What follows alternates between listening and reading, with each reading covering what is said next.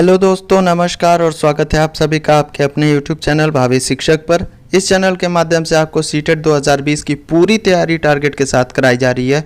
और इसी क्रम में आज का वीडियो बहुत ही इंपॉर्टेंट लेकर के आए हूँ। सीडीपी यानी बाल विकास का मोस्ट इम्पॉर्टेंट टॉपिक जो मैं बार बार चर्चा करते आया हूँ अपनी वीडियोज़ में, जीन पियाजे का संज्ञानात्मक विकास का सिद्धांत। इस वीडियो के माध्यम से जीन पियाजे के संज्ञानात्मक विकास के सिद्धांत को मैं पूरा एक्सप्लेन करने वाला हूँ। और अगर आपने इस वीडियो पे क्लिक कर दिया है तो आप ये जान लीजिए कि आपका सीटेट में इस टॉपिक से आने वाला कोई भी क्वेश्चन छूटने वाला नहीं है। और यहाँ से हर बार सीटेट में हर बार सीटेट में 2 नंबर का क्वेश्चंस आते ही आते हैं। तो बहुत ही इंपॉर्टेंट टॉपिक होने वाला है ये। और आगे बढ़ने से पहले अगर आप हमारे चैनल पर नए हैं तो चैनल को सब्सक्राइब कर दीजिए। और सीटेट की पूरी तैयारी हमारे चैनल के माध्यम से फ्री ऑफ कॉस्ट कराई जाएगी। तो चलिए सबसे पहले आपको संज्ञानात्मक विकास का मतलब समझा देता हूँ। संज्ञानात्मक विकास होता क्या है? संज्ञानात्मक विकास बालकों के जन्म से प्रारंभ होता है, जिसमें बालक अपने ज्ञान तथा अनुभव के आधार पर रोज नई चीज़ें खोजने का प्रयास करता है। ये जो है जन्म से ही प्रारंभ हो जाता है। ये संज्ञानात्मक विकास का मतलब क्या होता है कि बालक जो है अपने ज्ञान और अनुभव के आधार पर रोज नई नई चीज़ें सीखने का प्रयास करता है। यही है आपका संज्ञानात्मक विकास। इसे दिया किसने था? तो जीन पियाजे ने। मतलब इस पे सबसे ज़्यादा अध्ययन जीन पियाजे का महत्वपूर्ण माना जाता है। उसके अलावा वाइगोत्स्की ने भी संज्ञानात्मक विकास पे अपनी थ्योरी दी थी, जिसके बारे में मैं अगले वीडियो में चर्चा करूँगा। लेकिन जीन पियाजे का अध्ययन सबसे महत्वपूर्ण माना जाता है। जीन पियाजे स्विट्ज़रलैंड के मनोवैज्ञानिक थे, स्विस मनोवैज्ञानिक थे, ठीक है। इन्होंने बताया, संरचनावादी थे, इन्होंने बताया कि बालकों में जैसे जैसे आयु का विकास होता है वैसे ही संज्ञानात्मक आधार पर भाषा, स्मरण, तर्क एवं चिंतन में भी विकास होता है। ठीक, यानी कि जैसे जैसे आयु बढ़ती है वैसे वैसे भाषा भी विकास होता जाता है, स्मरण का भी विकास, तर्क का और चिंतन का। अभी जब इनके जो स्टेजेस हम पढ़ेंगे तो सारी चीज़ें इस पर क्लियर हो जाएंगी। इनके अनुसार संज्ञानात्मक संरचना के साथ पैदा हुआ है। हर बालक एक संज्ञानात्मक संरचना के साथ पैदा हुआ है जो कब तक? 15 साल की उम्र तक अधिकतम विकास प्राप्त करता है। क्या चीज़? संज्ञानात्मक संरचना जो बालक की है, ठीक है। पियाजे एक रचनावादी मनोवैज्ञानिक थे।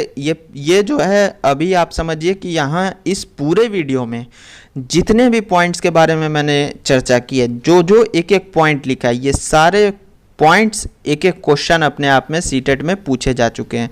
तो बहुत ही इंपॉर्टेंट वीडियो है और बहुत बेहतरीन वीडियो मैंने आपके लिए बनाया है। आप पूरा वीडियो ध्यान से ज़रूर देखिए। पियाजे एक रचनावादी मनोवैज्ञानिक थे। इन्होंने बालक को ज्ञान का सक्रिय निर्माता माना था।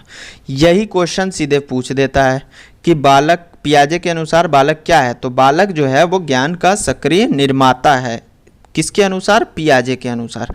ठीक, रचनावादी थे तो बालक को ज्ञान का सक्रिय निर्माता। नन्हे वैज्ञानिक की संज्ञा, ये बहुत क्वेश्चन इंपॉर्टेंट पूछ देता है।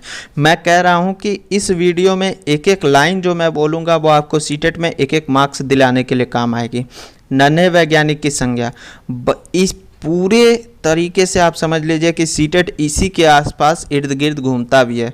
इनके अनुसार बच्चे भी वयस्कों जितना ही सोचते हैं, बस उनके सोच का प्रकार अलग होता है। अर्थात बच्चे वयस्कों की सोच में गुणात्मक अंतर होता है, मात्रात्मक नहीं। और ये क्वेश्चन सीधे जुलाई में पूछा हुआ था कि बच्चे और बड़ों के, वयस्कों के सोच में क्या अंतर होता है। तो अंतर एकदम साफ है पियाजे के अनुसार कि क्या होता है कि वो उतना ही सोचते हैं। अगर इसको मात्रात्मक तो मैं कहना मतलब बेवकूफ़ी होगी। एग्जाम्पल के लिए मैं आपको समझा देता हूँ। अगर बच्चे एक दिन में 100 बातें सोचते हैं तो वयस्क भी एक दिन में 100 बात सोचते हैं। वयस्क और बच्चे बराबर सोच रहे हैं, ठीक। बस अंतर क्या है कि ये जो बच्चे 100 बातें सोचेंगे ये अपने खिलौनों से रिलेटेड हो सकती हैं और ये सामाजिक मुद्दों से रिलेटेड हो सकती हैं। ये एक एग्जाम्पल के लिए मैंने आपको बताया, ठीक है।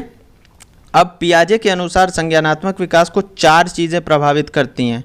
ये क्वेश्चन बहुत इंपॉर्टेंट है और यहाँ से जो है ये जनरली आपको कहीं भी कोई चर्चा करते हुए इस पर नहीं मिलेगा। ये जो क्वेश्चन है ये पूछ लिया जाता है सीधे सीधे कि संज्ञानात्मक विकास को कौन सी चीज़ें प्रभावित करती हैं या कौन सी चीज़ें प्रभावित नहीं करती हैं। तो सिर्फ 4 चीज़ें हैं जो प्रभावित करती हैं। क्या है? पहला, परिपक्वता। दूसरा है क्रियाकलाप यानी क्रियान्वयन, तीसरा है सामाजिक अनुभव और चौथा है संतुलन यानी कि इक्विलिब्रियम। ये 4 चीज़ें बच्चों के जो है संज्ञानात्मक विकास को बहुत हद तक प्रभावित करती हैं। अब जो चीज़ लेकर के आया हूँ ये भी देखिए कितनी इम्पॉर्टेंट है। अगर आपने प्रीवियस ईयर पेपर दिया हो, देखा हो, तो आपको ज़रूर पता है कि यहाँ से क्वेश्चन आता है। क्या है ये? अहम केंद्रित वाक्य या इसको कहते हैं अहम केंद्रित वार्ता। ठीक है, किसी बालक में 2 से 6 वर्ष के बीच में विकसित हो जाता है। अहम केंद्रित वाक्य का अर्थ है जब छोटा बच्चा स्वयं से कुछ बातें करता है। एक छोटा बच्चा जब कोई काम करते हुए खुद से बात कर रहा है उसको अहम केंद्रित वार्ता किसने कहा है? पियाजे ने कहा है। ठीक है, और पियाजे ने इसके साथ एक और बात और कही है कि ये महत्वपूर्ण नहीं है, इसको कहा है ऑफ नो यूज़, ये किसी काम का नहीं है। जबकि यही अगर सेम यही चीज़ जो छोटा बच्चा खुद से बात करता है तो वाइगोत्स्की ने इसे जो है वो कहा है प्राइवेट स्पीच, यानी और उन्होंने ये कहा है कि ये जो है बहुत काम का है, बच्चा इसे खुद को दिशा निर्देश कर देने, खुद को निर्देशित करने के लिए यूज़ करता है। ठीक है, तो ये चीज़ हो गई। छोटा बच्चा खुद से जैसे नहीं कुछ खिलौनों से खेलता रहता है और ये देखिए गाड़ी जो है आ गई और लड़ गई, बूम, इस तरह से कुछ कहता है वो। तो ये सारी चीज़ें हैं, ये बहुत ही इंपॉर्टेंट पॉइंट था। अब ये कहाँ से क्वेश्चन उठाते हैं? एक पॉइंट नहीं छोड़ूंगा पूरे वीडियो में जहाँ से क्वेश्चन बनता है। आप खुद देखिएगा, इस वीडियो को देखने के बाद आप कोई भी प्रीवियस ईयर पेपर उठाइएगा और देखिएगा कि क्वेश्चन आपको मिल रहा है कि नहीं मिल रहा है। स्कीमा क्या होता है? मानसिक संक्रिया से संबंधित वह संरचना है जिसका सामान्यीकरण किया जाता है। सिंपल भाषा में बोलें तो पैकेट्स ऑफ इंफॉर्मेशन। जैसे मान लीजिए कि एक छोटा बच्चा है, उसने उड़ती हुई एक चिड़िया देखी। तो जब उसने चिड़िया देखी और उसने आपसे पूछा कि सर या मैम ये क्या है, आपने कहा बेटा ये चिड़िया है। उसके दिमाग में एक पैकेट बन गया इन्फॉर्मेशन का कि अच्छा ये चिड़िया होती है, चिड़िया ऐसी होती है। तो ये चीज़ जो है ये स्कीमा है, ये उसके माइंड में जो इन्फॉर्मेशन का एक पैकेट बन गया, एक थैली बन गई जिसमें उसने इस इन्फॉर्मेशन को डाल दिया, वो हो गया उसका स्कीमा। आपने उसे क्या कहते हैं किसी से मिलवाया और कहा बेटा ये देखो ये तुम्हारे मामा हैं। जब आपने कहा कि ये तुम्हारे मामा हैं, उसके माइंड में एक इन्फॉर्मेशन बन गई कि अच्छा ये मेरे मामा हैं। तुरंत उसने एक स्कीमा का एक बना लिया। अब जो है होता क्या है? आत्मसातकरण। क्या हुआ कि पूर्व ज्ञान का नवीन अनुभव में व्यवस्थीकरण। अब क्या हुआ कि जैसे आपने उसे बता दिया कि ये जो है चिड़िया है, उसने एक कौवा देखा था, आपने उसे बता दिया कि ये चिड़िया है। फिर अचानक से क्या हुआ कि उसके सामने एक चील आया और आपने कहा ये भी एक चिड़िया है। तो क्या हुआ कि उसके पास एक पूर्व ज्ञान था कौवा से रिलेटेड, उसी में नया अनुभव उसने जोड़ दिया। व्यवस्थीकरण मतलब जोड़ दिया, ऐड कर दिया। ठीक है, उसने उसे चेंज नहीं किया। आपने कहा कि जो कौवा तुमने देखा था वो भी चिड़िया थी और जो चील तुम देख रहे हो वो भी चिड़िया है। उसने उसी स्कीमा में इस चीज़ का आत्मसातकरण कर दिया, नया अनुभव जोड़ दिया पूर्व ज्ञान में। ठीक, यहाँ पे चीज़ समझने लायक है। इसीलिए दोनों को मैं एक साथ दिखा रहा हूँ, आत्मसातकरण और समायोजन। अब क्या हुआ कि उसने एक एरोप्लेन देखा और उसने आपसे कहा कि सर देखिए चिड़िया। आपने कहा नहीं बेटा चिड़िया नहीं है ये क्या है? ये एक एरोप्लेन है। यहाँ पे क्या हुआ कि उसके जो दिमाग में था, जो स्कीमा में था, और स्कीमा में उसने क्या किया? आत्मसातकरण नहीं किया, नई चीज़ ऐड नहीं की। वो स्कीमा के अलावा उसने एक दूसरे स्कीमा में परिवर्तन किया और ये हुआ आपका समायोजन। समझ में आया? जैसे उसने पूर्व ज्ञान के आधार पे कोई और चीज़ जस्ट उसमें ऐड कर दी तो वो हो गया आत्मसातकरण, और जब उसको बदलना पड़ गया, परिवर्तन करना पड़ गया अपने स्कीमा में, तो ये हो गया आपका समायोजन। ठीक, पुराने ज्ञान में उसको परिवर्तन करना पड़ा कि नहीं बेटा ये जो है, ये जो तुमने देखा ये चिड़िया नहीं है, ये स्कीमा में परिवर्तन करना पड़ा। उसे जानना पड़ा कि अच्छा ये तो जो है ये हर उड़ती हुई चीज़ चिड़िया नहीं होती है। उसके स्कीमा में हो गया परिवर्तन। परिवर्तन का मतलब समायोजन। सिंपल भाषा में जब पुराने ज्ञान में कुछ चीज़ जोड़ दी जाती है तो आत्मसातकरण, जब पुराने ज्ञान में कुछ चीज़ परिवर्तन करना पड़ता है तो होता है समायोजन। ठीक, अब यहाँ से जो आता है संज्ञानात्मक विकास की अवस्थाएं, जिसको लेकर के आप लोगों को बहुत ज़्यादा समस्याएं होती हैं। इस वीडियो में जितनी भी लाइंस मैंने लिखी हैं, जितनी एक एक पॉइंट मैंने लिखी है, वो सारी चीज़ें आपको एग्ज़ाम में मिलने वाली हैं। और एक चीज़ आपको बता देता हूँ, PDF के बारे में आप लोग हमेशा पूछते रहते हैं। हमारे टेलीग्राम ग्रुप का लिंक दिया हुआ है डिस्क्रिप्शन बॉक्स में, आप उसमें जुड़ जाइए। भावी शिक्षक नाम है हमारे टेलीग्राम ग्रुप का, जो हमारे चैनल का नाम है सेम वही नाम है। PDFs अब आपको ग्रुप में मिलना धीरे धीरे शुरू हो जाएंगे, ठीक है।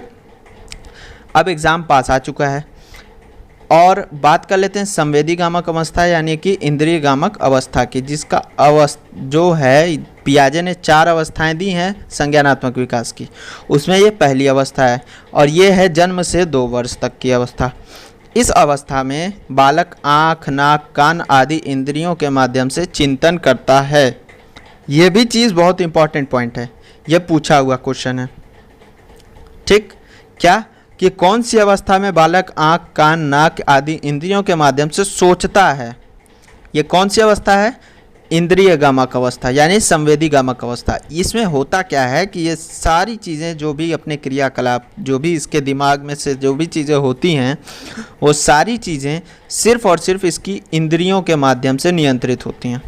इसी वजह से ऐसा कहा गया है कि इंद्रियों के माध्यम से चिंतन करता है। यहाँ से ये देखिए हमेशा पूछ देता है, वस्तु स्थायित्व का गुण इस अवस्था में 1 वर्ष के बाद विकसित हो जाता है। आपको बहुत सारी किताबें मिलेंगी, बहुत सारे लोग मिलेंगे, कहेंगे कि वस्तु स्थायित्व का गुण जो है सेकंड अवस्था में आता है। गलत है।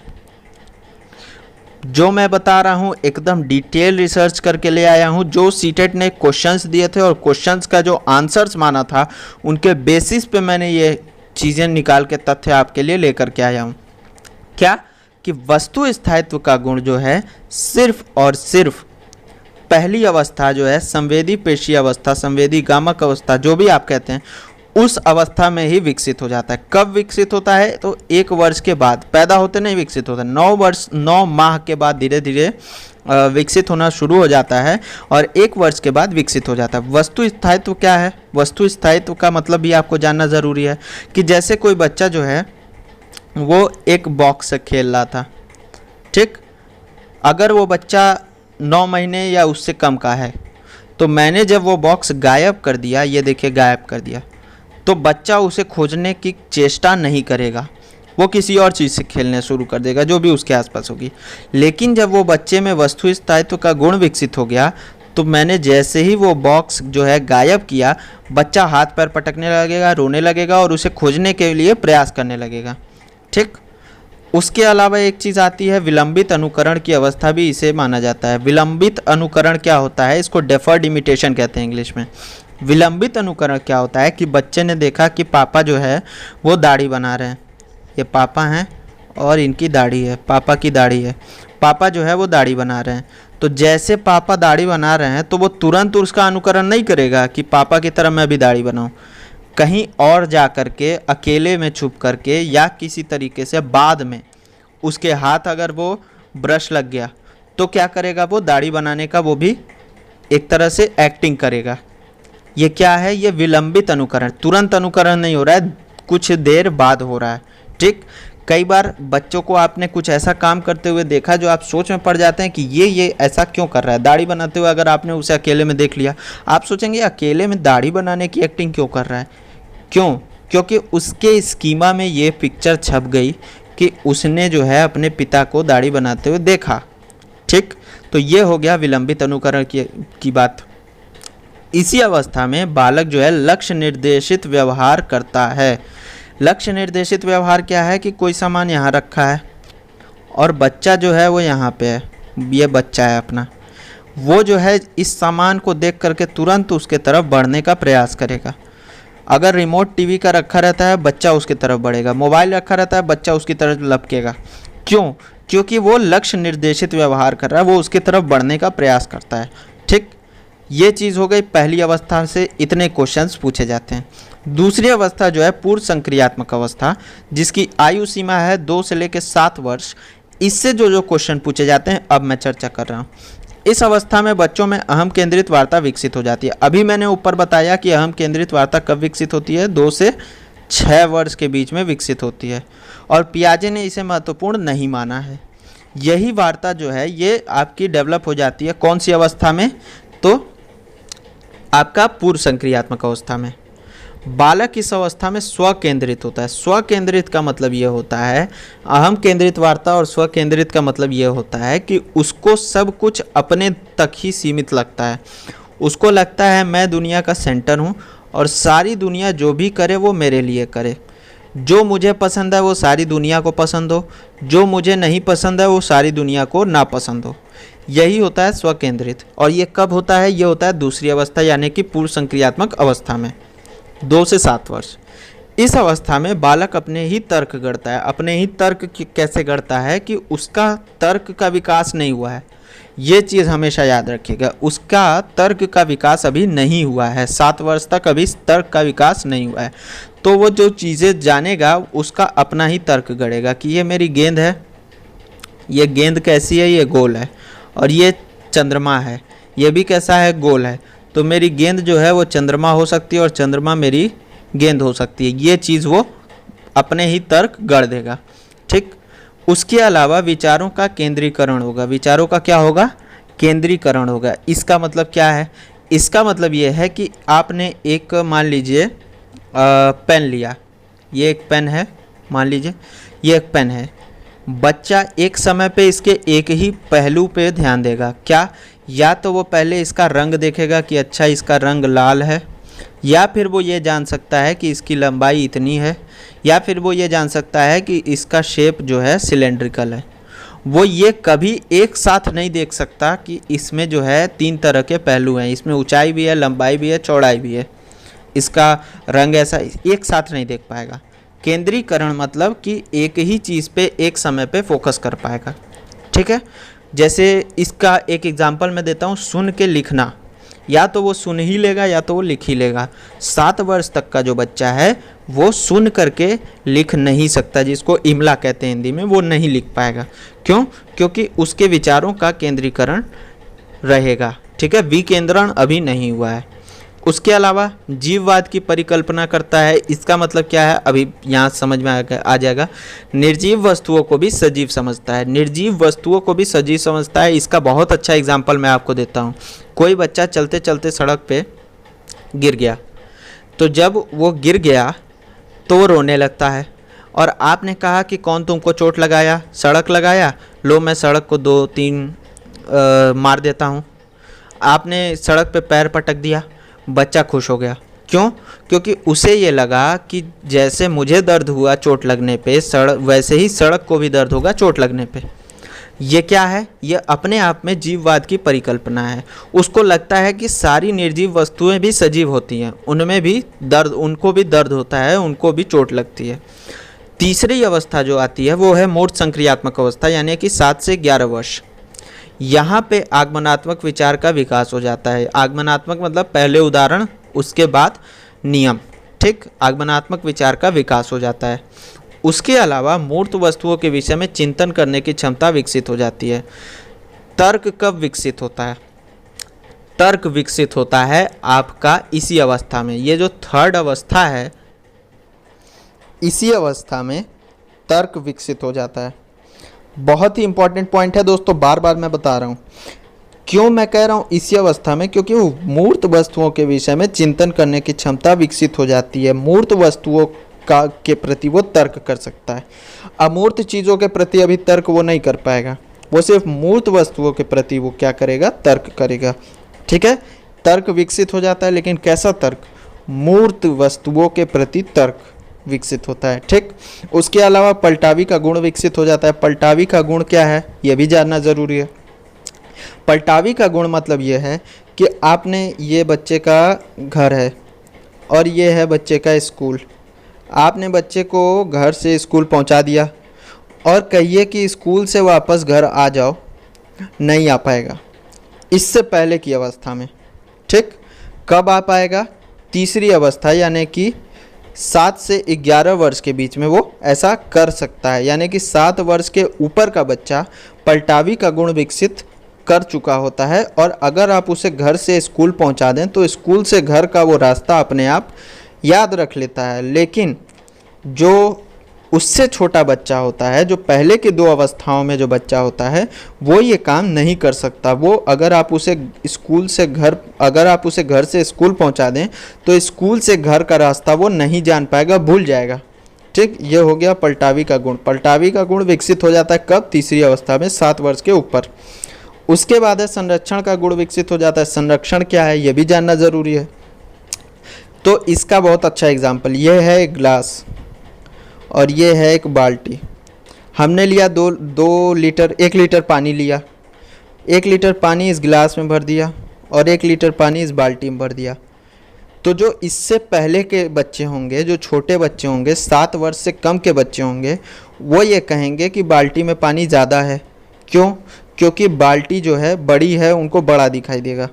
ठीक, लेकिन जो 7 वर्ष से 11 वर्ष के बीच के, यानी कि 7 वर्ष से ऊपर के जो बच्चे होंगे, वो ये कहेंगे कि दोनों में बराबर है।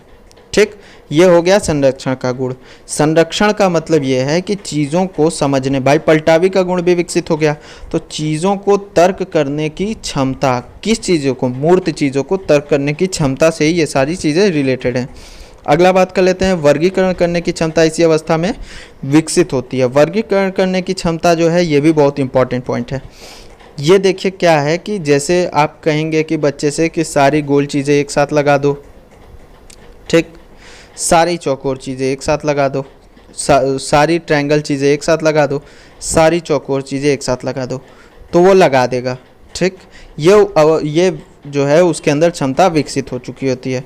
उसके अलावा क्रमबद्ध रूप से चीज़ों को लगाना सीख जाएगा, असेंडिंग ऑर्डर में लगाना सीख जाएगा और डिसेंडिंग ऑर्डर में भी लगाना सीख जाएगा। दोनों तरीके से लगाना सीख जाएगा। कब? तीसरी अवस्था, मूर्त संक्रियात्मक अवस्था। चौथी अवस्था है अमूर्त संक्रियात्मक अवस्था। इसके बारे में भी आपको बता दूं कि 11 से 15 वर्ष, हालांकि इसको 11 से ऊपर माना जाता है, लेकिन ऐसा माना है पियाजे ने कि 15 वर्ष तक सारी चीज़ें विकसित हो जाती हैं। इस वजह से 11 से 15 लिखा है। हालांकि 11 से ऊपर जो भी दिया रहे वो अमूर्त संक्रियात्मक अवस्था में ही आता है। ठीक है, अमूर्त चिंतन की प्रवृत्ति विकसित हो जाती है। तर्क कौन से?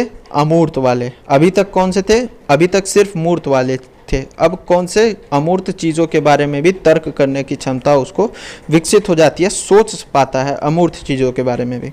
निगमनात्मक विचार यहाँ पे आ जाता है, यानी कि आप पहले नियम बताएं तब उदाहरण बताएं तब भी वो समझ सकता है। ठीक है, उसके बाद जो आता है यहाँ पे आता है वैज्ञानिक ढंग से सोचने की प्रवृत्ति, वैज्ञानिक ढंग से सोचने की क्षमता। ये भी कब तक आ पाता है? आपका चौथी अवस्था यानी कि अमूर्त संक्रियात्मक अवस्था में।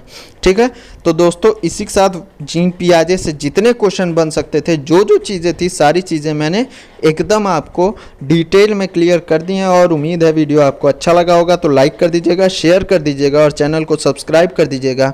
सीटेट की पूरी तैयारी हमारे चैनल के माध्यम से फ्री ऑफ कॉस्ट कराई जा रही है और PDF भी आपको प्रोवाइड करा दी जाएगी हमारे टेलीग्राम ग्रुप पे, तो जुड़ जाइए वहाँ से। धन्यवाद, जय हिंद।